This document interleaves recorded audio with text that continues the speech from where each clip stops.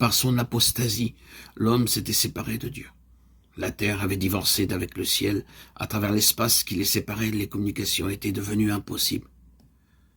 Mais grâce à Jésus-Christ, la terre a été de nouveau reliée au ciel.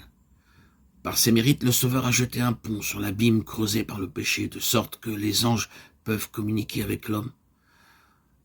Par Jésus, l'homme déchu, faible et impuissant a pu de nouveau avoir accès à la source de la puissance infinie.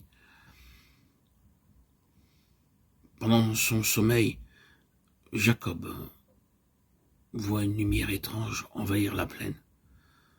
Du sol sur lequel il repose s'élève une immense échelle éthérée qui semble conduire à la porte même du ciel, et sur cette échelle montent et descendent des anges de Dieu. Il écoute, et du milieu de la gloire céleste, la voix divine lui fait entendre un message de consolation et d'espérance. Jacob trouva un sauveur répondant au soupir de son âme.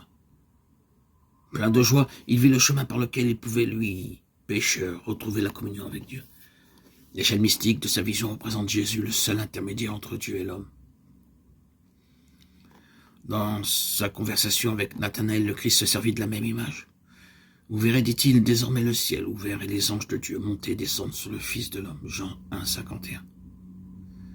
C'est en vain que l'humanité rêve de progrès, en vain qu'elle travaille à son relèvement, si elle néglige cette source unique d'espérance et de salut qui lui est offerte. Toute grâce excellente et tout don parfait procède de Dieu. Jacques 1, 17.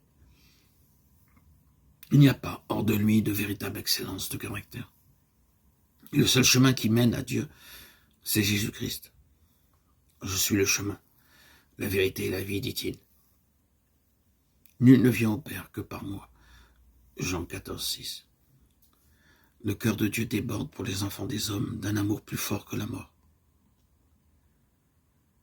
En sacrifiant son Fils, il a abandonné tout le ciel en notre faveur.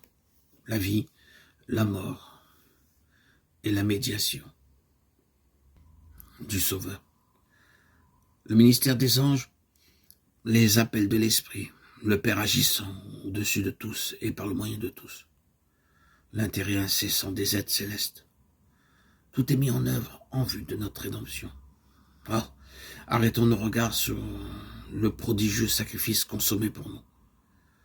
Essayons de nous rendre compte de la somme d'énergie et de labeur que dépense le ciel en vue de ramener les égarés à la maison de Dieu. Des mobiles plus forts et des agents plus puissants n'auraient jamais pu être mis en activité. La récompense inouïe, réservée à ceux qui font le bien, les jouissances du ciel, la compagnie des anges, la communion et l'amour de Dieu et de son Fils, le perfectionnement et le développement de toutes nos facultés à travers les siècles éternels. Ne sont-ce pas là des encouragements suffisants pour rendre à notre Créateur et Rédempteur le service affectueux de nos cœurs?